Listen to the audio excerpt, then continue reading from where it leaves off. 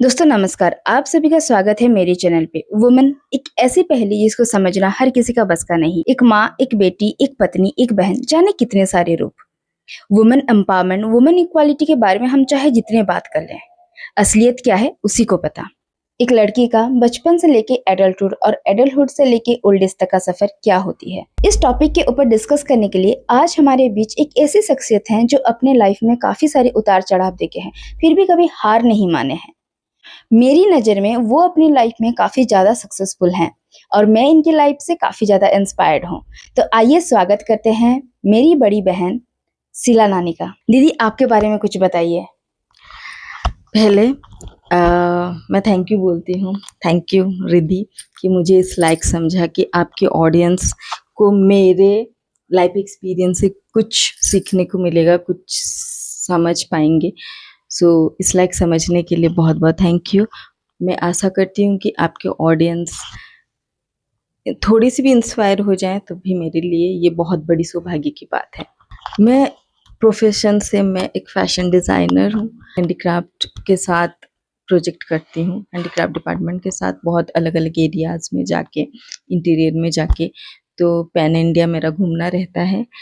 नानी आज हम वुमेनहुड के बारे में डिस्कस करेंगे, तो आप पहले ये बताइए, वुमन वर्ड सुनते ही आपके दिमाग में पहले क्या आता है? वुमन सुनते ही मुझे लगता है कि उसके बहुत सारे हाथ होते हैं, मल्टीटास्कर होती है वुमन। क्योंकि मेरे लाइफ में बहुत सारे वुमन मैं देखी हूँ, जैसे मेरी दादी, मेरे माँ, मेरी नानी, फिर और एक मेरी कलीग।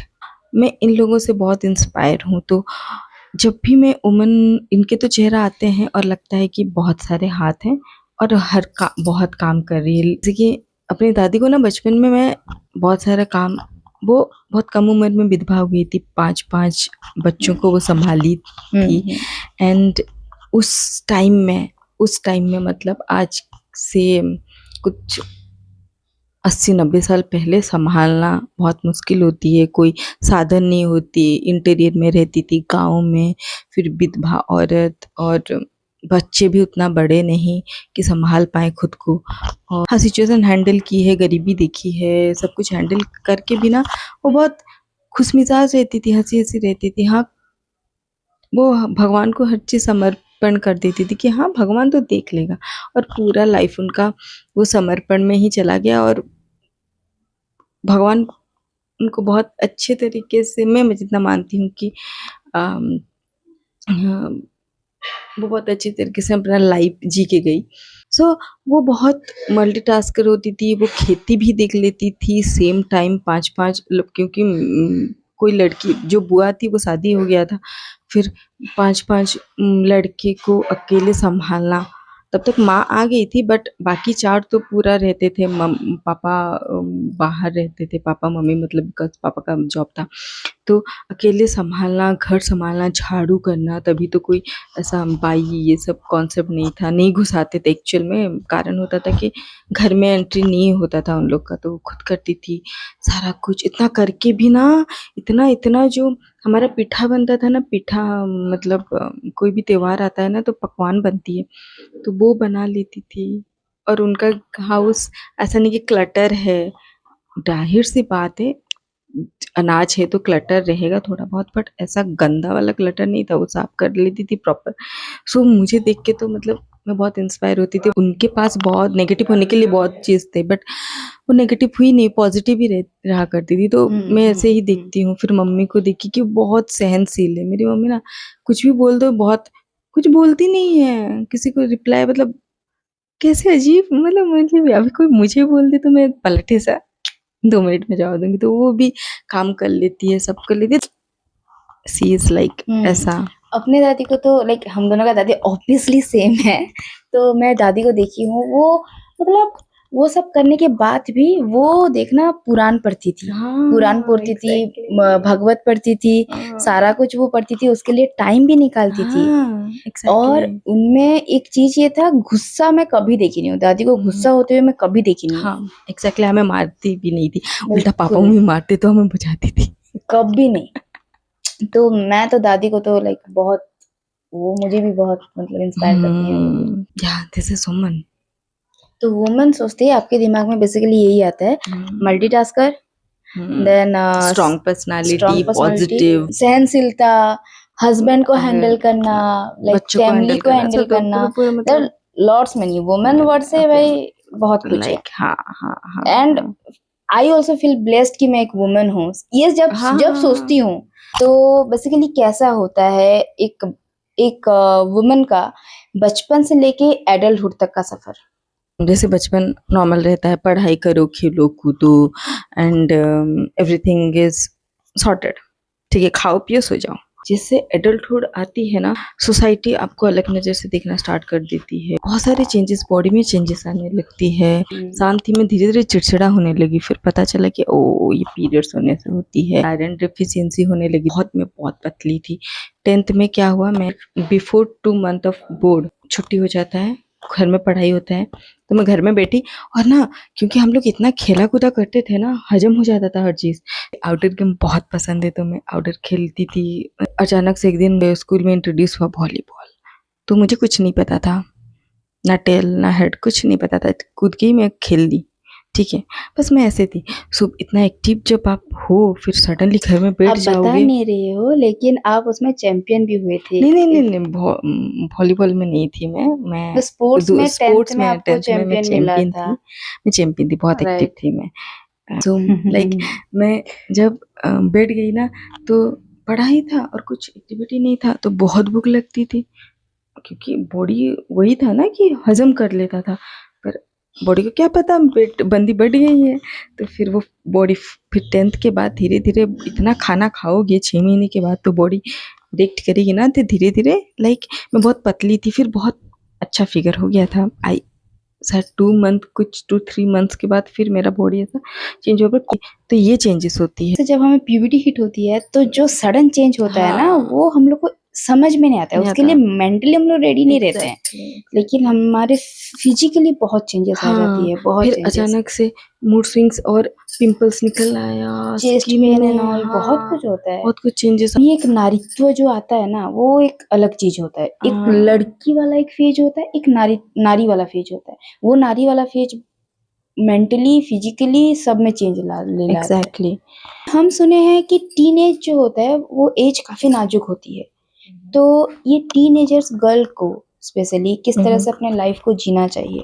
पहले तो आप ये ऑडियंस को क्लियर कीजिए कि टीनेज जो एज होता है वो कौन से एज तक का हम ग्रुप को मानते हैं। बेसिकली 13 से लेके 19 तक होता है ये, राइट, जो तो टीन होता है ना, टीन, हम्म। तो टीन यही होता है। और अगर आप लोग इस ग्रुप में आते तो ध्यान से सुनिएगा, ठीक है। हाँ, मीन्स 13 मीन्स मैं अगर क्लासेस के हिसाब से बताऊं तो फिर 8th क्लास से लेके आपका ग्रेजुएशन फर्स्ट सेकेंड ईयर तक, ऑलमोस्ट सेकेंड थर्ड ईयर भी पकड़ लो। तो हमारी इन बच्चियों को कैसे अपने लाइफ को जीना चाहिए, क्योंकि टीनेज बहुत नाजुक होती है। टीनेज मेन इसमें रोल होती है पेरेंट्स की, उनको ना फ्रेंड्स की तरह ट्रीट करना चाहिए, से द सेम टाइम पेरेंट्स की तरह भी, ये चीज़ समझना चाहिए। बहुत थिन लाइन है, समझ तो आई नहीं होती है, नए नए लोग आते रहते हैं और फिर बहक गए तो बहक गए। ये टाइम होती है मेन अपने करियर के ऊपर फोकस करना। हर लड़का या लड़की को सबको एक फिजिकल एक्टिविटी ज्वाइन कर लेना चाहिए, चाहे कुंफू कराटे, कोई बैडमिंटन खेलता है, कुछ भी हो, बट कि ना माइंड बहुत शांत रहे। फिर जो टाइम बचेगा आप पढ़ाई करोगे या कुछ कुछ क्रिएटिव चीज़ करोगे, बाकी जो भी है, और गलत चीज़ में जाने के लिए आपको समय नहीं होगा। आप जब वर्क लाइफ में गई, जब जॉब ज्वाइन की, तो एक वुमन को काफी ज्यादा चीजें उस टाइम में झेलना पड़ता है। तो आपके साथ क्या क्या हुआ एग्जैक्टली, आप क्या फेस की उस टाइम पे? वर्क लाइफ में एक तो पहले पहले गए होते हो, आपको बहुत सारे नॉलेज है, बट जब प्रैक्टिकल फील्ड में ना बहुत कुछ पहले से जो लोग वर्कर काम कर रहे होते हैं उनका नॉलेज होता है, ठीक है, क्योंकि वो टेक्निकल चीज़ें करते हैं तो वो है, बट हम लोग सीख के आए हैं, एक्सपीरियंस ले रहे हैं, तो उनको लगता है कि हमसे ज़्यादा ऐसा एक लड़की कैसे बैठ सकती है और राइट। इतना ज़्यादा सैलरी कैसे वो ले सकती है, ये लगता है। तो ये सब फेस करना होता है, तभी आप नए-नए होते हैं, सीख रहे होते हैं, आपको उन लोग का हेल्प भी चाहिए होता है। अकेले क्योंकि वो लोग ऐसा कर देंगे, अगर आप कुछ बोल दिए और वो मतलब उनको लग गया तो फिर आपकी बात नहीं सुनेंगे, काम नहीं होगा। उनके साथ थोड़ा ज़्यादा फ्रेंडली होने की कोशिश करती, फिर तो सीधा कंधे पे हाथ। और इसीलिए ज़्यादातर आप देखते होंगे लड़कियां मुंह बना के रहती हैं, ऐसा प्राउडी प्राउडी, आपको बोलते हैं, बहुत प्राउडी लड़की है। नहीं है भाई, वो अगर हंस बोल आपके दो साथ आपके साथ हंस बोल कैरेक्टर लेगी ना, हाँ तो फिर आप उसको फिर डोमिनेट कर दोगे यार, उसकी बात नहीं सुनोगे, उसको ऐसा कंधे पे हाथ रख दोगे, वो चीज़ वो डरती है, इसीलिए इतना मुंह बना के रखती है। एक्चुअली जो हमारा वर्क लाइफ है, जो हम लोग वर्क प्लेस में जाते हैं, work place mainly dominated by male. तो वहाँ पे एक सबका एक ऐसा है थिंकिंग कि जो बॉस होगा वो मेल होगा, तो वो लोग उनका बात मानेंगे, भले वो आपसे डेजिग्नेशन में छोटा हो, वो उनका बात मानेंगे। Exactly exactly. आप वहीं पे अगर उनको बोलते हैं तो वो आपकी बात को सुनेंगे बट उतना ध्यान नहीं देंगे, आपको एक साइडलाइन करने जैसा उनका हो जाता है, वो एक रुतबा होता है, वो उस टाइप का बात करते हैं। तो वहाँ पे सबसे ज़्यादा चैलेंजेस फील होता है। वहाँ पे वो सब लर्न करना वो काफ़ी ज़्यादा स्ट्रगल रहता है। वो एक छोटा-छोटा चीज़ें हैं लेकिन वो स्ट्रगल फील कराता है एक लड़की को। फिर बहुत चीज़ें होती है ना कि हमको आगे बढ़ना है, सैलरी इंक्रीमेंट करनी है, बहुत चीज़ें ऐसा सीखनी है, तो इतने सब कुछ में भी ये चीज़ हैंडल करना बहुत टफ हो जाती है। बहुत क्रिटिकल माइंड होके बहुत लोग कर लेते हैं, बहुत मैं नहीं कर पाती हूँ, शायद ये नहीं कर पाती है, तो हम लोग बहुत स्ट्रगल करना पड़ता है। अभी भी मैं एक करती हूँ। अगर हम लोग कोई सडन ड्रेस अप होके गए तो फिर हमको सीरियसली लिया नहीं जाता, और ज़्यादा सब सबर सच सबर के भी जा नहीं सकते, मतलब ऐसे-ऐसे मैं जब इंटीरियर में वो एक हाँ, थिन लाइन होता है, वो बैलेंस करना वो हाँ, एकदम थिन लाइन होता है उस बहुत चीज़ को। मुश्किल होती है। इतना चीज़ करके इतना चीज़ वो बाहर ऐसे सँभाली हुई रहती है। इस चीज़ पे और एक चीज़ मैं बोलना चाहूँगी, अगर आप बॉसगिरी वहाँ पे दिखा लिए ना थोड़ा हाई पिच में, जैसे कि आप बोले कि हम लोग ज़्यादा रूड हो जाते हैं, उस तरह से हम लोग बात करते हैं।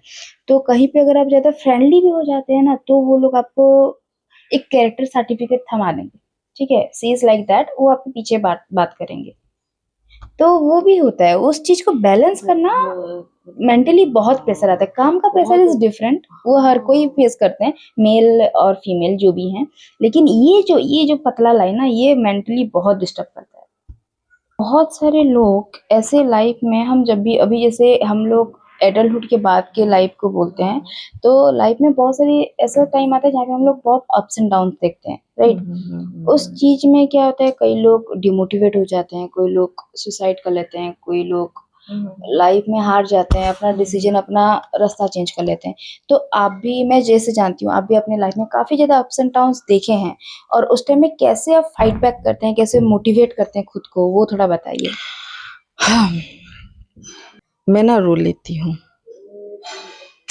मतलब मैं रो लेती हूँ, मैं क्या बोलूँ, मैं रात को ऐसा कुछ हुआ तो बहुत रो लेती हूँ। फिर ना मेरे दिमाग में एक एक मूवी आया था ना, हम साथ साथ हैं, तो उसमें ना बापूजी तो थे, वो बोला करते थे कि हर रात के बाद एक सूरज आता है तो उगता है। तो बस मेरे मन में एक चीज़ है कि मैं मरूँगी तो भगवान का हर चीज़ को देख के मरना है। भगवान मेरे लाइफ में क्या-क्या एक्साइटिंग चीज़ें लाने वाला है ना, वो चीज़ को देख के मरना है। चाहे जितना वर्स्ट से वर्स्ट सिचुएशन हो, मुझे देखना है। मुझे वो चीज़ अभी ऐसा लग गया है, पहले थोड़ा हर्ट होती थी मैं, पर अभी ऐसा लग गया है ना, ये तो लाइफ है, ये तो ऐसे होगी। फिर अभी आज लो है तो कल अप होगा।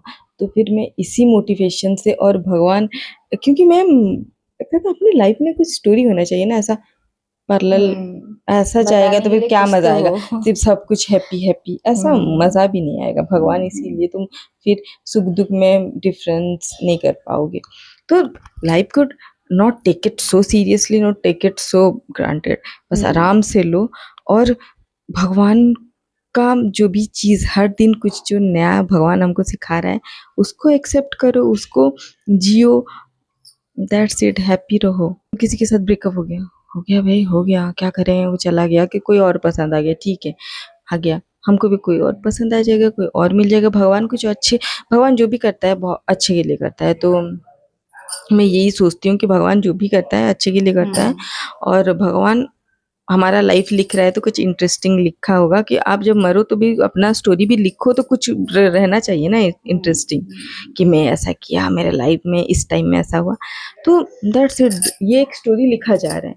बस यही मानो कि आप एक किताब हो और आपके पन्ने में, हर एक पन्ने में एक चीज लिखा ये जा चीज रहा आप है। काफी अच्छा बोली, इसीलिए मैं बोलती हूँ I am so inspired from you, कि आप जो ये बात बोले ना कि मर आप लाइफ में, आपके लाइफ में भगवान क्या क्या एक्साइटेड चीज रखे हैं वो सब आपको देखना है ना, एग्जैक्टली। वो आपको मोटिवेट करेगा, वो हम्म। चिल रहेगा कि हाँ यार मुझे देखना है, कल जितना भी डाउन हुआ आज मेरा, कल क्या होने वाला है, डाउन रहेगा हाँ, अप रहेगा, मुझे एंड नहीं करना है। एग्जैक्टली।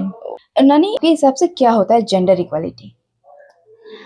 आ, जैसे ना प्रियंका चोपड़ा का कोट सुने ही होगे कि gender equality means not physically, physically वो लोग बहुत ही स्ट्रांग होते हैं लड़के, आप जेंडर को हटा दो, आप फिजिकल इक्वालिटी के साथ जेंडर को हटा दो। बेसिक नीड होती है ना, खाना, आपको भी भूख लगती है, राइट मेल को राइट भी राइट। भूख लगती है, फीमेल को भी भूख लगती है, मुझे प्यास लगती है, आपको भी प्यास लगती है, आपका भी तबीयत खराब होती है, मेरी भी होती है।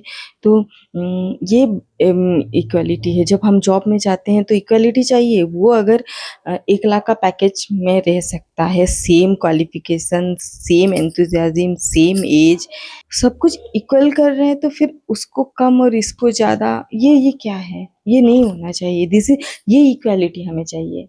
सामने ऐसे कमेंट भी करेंगे कि फिर आपको सीट क्यों चाहिए बस में, राइट में, वो फिजिकल बात आ गई। ठीक है, फिजिकली हम लोग वीक होते हैं, आप लोगों से, मेल से हम लोग फिजिकली वीक होते हैं। कोई प्रेग्नेंट लेडी, वो सिर्फ प्रेगनेंसी के दौरान वीक नहीं होती है, उसके बाद भी वीक होती है, उसकी बॉडी वीक होती है। बहुत ऐसे ऐसे लोग होते हैं कि कमर में दर्द पूरा लाइफ टाइम रहती है। तो ये चीज़ आप लोग फेस नहीं कर पाएंगे, ये चीज़ आप बॉडी में नहीं रहेगा। इसी के लिए गवर्नमेंट हमें ये सीट दिया है। आप जो बोले वो भी सही है, मैं थोड़ा इसमें थोड़ा हाँ। बोलूंगी। जैसे कि बहुत सारी फीमेल भी होती हैं, वो क्या करती है ना, इस चीज को बहुत ज्यादा मिसयूज करती हैं। देखिए भीड़ में कोई जा रहा है, ठीक है, एक लड़की हाँ, एक लड़की जबरदस्ती उधर घुस रही है, ऑलरेडी उधर मेल खड़ा है, ठीक है, वहां पे वो लड़की क्या बोलेगी चिल्ला के, ये मुझे छुआ, ठीक है, ये ये गलत मिसयूज, यूज हाँ। होता है ना, ये मिसलीड है इस चीज का। आप वुमेन हो इसका मतलब नहीं कि आप हर चीज में आगे रहोगे, हाँ, हाँ, हाँ, ठीक है, ये चीज़ आप अगर लाइन तभी में तभी लास्ट में हो तो जेंडर लास्ट हटा में देना रहिए। चाहिए, तभी जेंडर हटा देना चाहिए। ये जो हुआ ना कि जैसे कि अभी रिसेंट केस हुआ था, एक बीएसएफ को हुँ, मतलब दौड़ा-दौड़ा के लोग मार दिए। मतलब क्या है, कोई लड़की चिल्ला देगा तो इतना वो जैसे हम एक मान लेते हैं ना कि ये लड़का का ज़िम्मेदारी है कि वो हमें सँभालेगा, है ना? आप जब घर की ज़िम्मेदारी की बात आती है तो आप बोलते हो कि ये लड़का का काम है, ये लड़का करेगा, हम क्यों खर्चे में इन्वॉल्व हों? अगर आप सेल्फ सफिशिएंट हैं, सेल्फ इनकम आपका आ रहा है ना, तो आप भी सेम खर्चे में भी हिस्सा लें। ऐसा नहीं कि बस लड़के को छोड़ दें कि नहीं वो करेगा, वो उसका काम है। आप अपना ख्वाहिशें पूरा करने में लग गई, ऐसा नहीं होता है। बहुत सारी लड़कियाँ ऐसे एग्ज़ैक्टली करती हैं। करते हैं, और करते हैं। एक रिसेंट मतलब एक केस है जो कि मैं बोलूँगी इधर, जैसे कि मैं और भाई, ठीक है, एक दिन गए थे हम लोग, तब वो इंडिया वाला नेम प्लेट लग रहा था गाड़ी में, ठीक है, आईएनडी वाला, तो वो चेंज करने के लिए गए थे। भीड़ था बहुत सारा, ठीक है, भाई लेडीज़ हैं उधर, तो वो थोड़ा घुसा नहीं, वो था दूर। फिर जैसे वो उधर थोड़ा पास में गया, एक लेडी पीछे थी, ठीक है, आके बोली ये मुझे छुआ, तो वहाँ पे भाई डर गया, वो वहाँ पे कुछ नहीं बोल पाया, क्योंकि लड़की का मामला है तो कुछ भी हो जाता। मैं थी तो मैं चिल्ला दी उधर, आप जानबूझ के पीछे आ रहे हो, सट रहे हो इधर बोल के, तो फिर वो मैटर वहीं पे क्लोज हो, नहीं तो वहाँ पे क्या होता। तो ये चीजें कुछ कुछ ऐसी हैं, ये नहीं बोली कि मेरा भाई है बोल के, और किसी के साथ भी ऐसा होता है। हाँ, तो सेम चीज़ हुआ वुमेन ना एंड मैन, भुवनेश्वर में, हाँ, वो मैन एंड चीज़ है। वुमेन इस चीज को समझना चाहिए कि जेंडर इक्वलिटी क्या है। Physically we are not equal. हाँ, हमको इसमें हिस्सेदारी चाहिए, जॉब, सैलरी में हम्म इक्वल सैलरी होनी चाहिए, same position, same respect. Experience, respect चाहिए। तो ये चीज़ जेंडर इक्वालिटी होती है। तो अभी वीडियो के एंड तक आ चुके हैं। लास्ट क्वेश्चन मैं पूछूंगी और इसके बाद एक एक्साइटिंग गेम है, थोड़ा एक पजल गेम है, तो आपको भी अच्छा लगेगा। तो क्या एडवाइस करना चाहेंगे वुमेन को, क्योंकि there is a very thin gap between being उदंडी एंड बीइंग शांत, तो क्या है वो, क्या एडवाइस करना चाहेंगी, कैसे वो अपने उस चीज को मैनेज करें? अम, जैसे कि हम जब बगावत करते हैं तो हमको उदंडी बोला जाता है, बट Right. हम बगावत किस चीज़ पे, गलत चीज़ पे करेंगे तो उदंडी हो गया, और सही चीज़ पे कर रहे हैं कि जैसे कि ये हमारा राइट्स है, राइट्स को लेके लड़ना, ये उदंडी नहीं होता है, ये एक मैच्योरिटी होती है। Right, ये right, हमारी, ये दुर्गा है, हम्म, हमारे राइट से अगर कोई रेप होती है तो फिर जल्दी से जल्दी सुनवाई हो, इसके ऊपर अगर हम लोग पहल कर रहे हैं, जैसे कि फ्रीडम फाइटर हमारे थे, उदंडी नहीं थे, वो पहल करते थे, है ना। तो फिर ये चीज़ को समझना चाहिए, वो घर में आराम से सबको परोसेंगे, खाना देंगे, सब कुछ करेंगे, बट जहाँ पे गलत बात आई, वहाँ पे समाज को लेके गलत हुआ, तो वहाँ पे फैमिली को लेके गलत हुआ, तो वहाँ पे वॉइस रेज करना उदंडी नहीं होती है। नानी, एक मैच्योर्ड वुमन के हिसाब से जब कुछ भी गलत होता है, क्योंकि ये चीज मैं बहुत ज्यादा फेस करती हूँ अभी, पता नहीं मैं जो ये मेंटली जो सिचुएशन जा रही हूँ, ये मेरे लिए मैं पूछ रही हूँ, ठीक है, अगर आप लोग को भी कुछ बेनिफिट मिल जाए तो ठीक है। तो एक मैच्योर्ड वुमन के हिसाब से अगर कुछ भी गलत दिख रहा है सामने, कुछ ऐसा हो रहा है कि आपके अगेंस्ट में जा रहा है वो चीज, तो उस चीज में अगर मैं लाउडली, अगर एक वुमन लाउडली बात करे या रूडली बात करे तो वो उदंडी हो जाती है, ठीक है। तो उस चीज को कैसे टैकल करना चाहिए? सुष्मिता सेन एक चीज बोली थी कि अगर आप पे चिल्ला के बात कर रहे हैं ना, तो जब भी आंसर दो तब आराम से, कामली, बहुत सहजता से आंसर करो, क्योंकि सामने मतलब तुम्हें याद रखा जाएगा तुम्हारी ये जवाब के लिए, तुम ओ कैसे वाह, ओ वाह, आंसर की हो। अगर चिल्ला के बोले तो फिर तुम पूरा छवि में उदंडी आ जाओगे। तो राइट, मतलब बहुत पेशेंस की बात होती है, बहुत समझ की बात होती है, ऐसे नहीं आती है, एक्सपीरियंस से आएगी, बट है, पर आप ऐसे ही ट्रीट करो। पर एक चीज़ होता है ना, एक टाइम पॉइंट पे पेशेंस तो टूटती है कि सामने वाला समझने के लिए राजी नहीं है, तो फिर चिल्लाना लास्ट ऑप्शन होती है, तो लास्ट ऑप्शन रखो चिल्लाना। Right right right. नानी, हम लोग एकदम एक्सट्रीम पॉइंट में आ गए हैं एंड करने के लिए, तो एंड करने से पहले कुछ मजेदार गेम खेलते हैं। तो चलिए, मैं कुछ कुछ मूवीज के नेम जो हैं वो इंग्लिश में बोलूंगी, आपको बताना है कि ये कौन सा मूवी है, ठीक है। तो पहला movie, you won't get life back, you won't get life, Zindagi Na Milegi Dobara. Okay, great.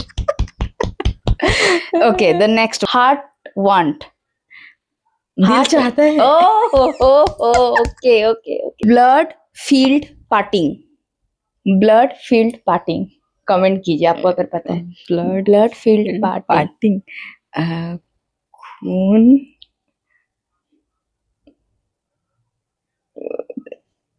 Parting,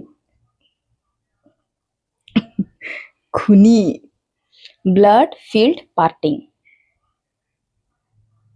blood feel माने भर्ती, हाँ भर्ती। खून भर्ती, पार्टिंग, पार्टिंग का क्या होता है? दोनों तो सही हो गया, पार्टिंग का क्या होता है बोलिए। देन मैं खून आपको, भर्ती, फिर उसके बाद मैं आपको ये वाला गिफ्ट करने वाली हूँ, जल्दी बोलिए। खून भर्ती, खून भर्ती, दरार, खून भरी मांग, पार्टिंग। ओके, नेक्स्ट वाला, it's my friend's wedding, it's my friend's wedding, मेरे मेरे यार की शादी है। Correct, right, absolutely right. Next, colourful, colour, रंग भरी, गलत। कलरफुल, कलरफुल रंग भरी, वेरी, मतलब फेमस मूवी है। कलरफुल, रंगीला। हाँ, यहाँ रे ऐसे ऐसे गुटफटांग नाम कौन रखता है भाई? ऐसे हिंदी में एक गलत ट्रांसलेशन है, रंगीला। अरे अतरंगी होना चाहिए। अतरंगी से कैसे कलरफुल होगा? शराब, रंगीला, colour. Last, okay, why be afraid of love, why be afraid of love, प्यार से क्यों डरे? क्लोज क्लोज क्लोज, प्यार प्यार किया तो डरना क्या, प्यार किया तो डरना क्या। ओके सो चलिए आपको गिफ्ट दे देती हूँ, लीजिए half glass. Thank this is you. Life, thank this you. Is life, this is life. Beautiful life. Okay guys, तो चलिए this is the end of the video और थैंक यू नानी for coming and sharing such a beautiful experience here. I hope आप लोग को बहुत कुछ सीखने के लिए मिला होगा और अगर अच्छा लगा तो कमेंट कीजिए और लिखिए कि आपको ऐसे पॉडकास्ट और देखने हैं। चलिए मिलते हैं दूसरे ब्लॉग में, मेरे साथ बोलिए tata bye bye, thanks for Bye. Watching.